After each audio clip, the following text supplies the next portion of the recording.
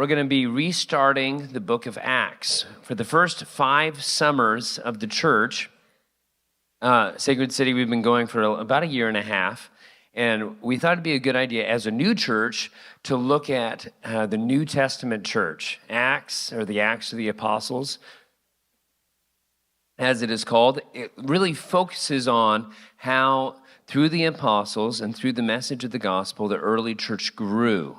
So Jesus died, he resurrected, and before he ascended into heaven, he gave instructions to the church.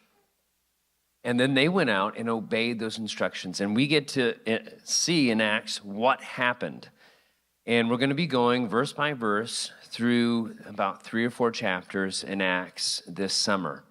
Now, that's our normal mode of operation, and there's a few reasons for that, just going verse by verse through a book of the Bible. The first is, if you're here and you're a Christian, you need to grow.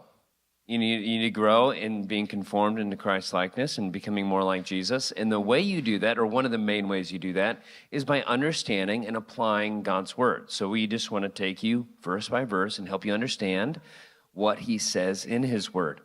The second thing is it helps you, if you're a Christian or not, to study the Bible for yourself.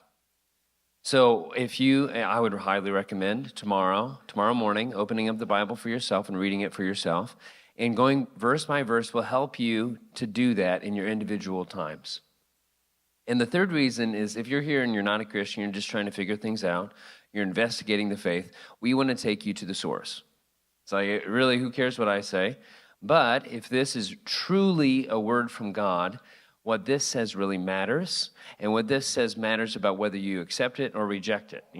I want you to actually know what you're rejecting or what you're accepting before you do either. So we're going to take you to the source and go through each verse in Acts over the next few summers.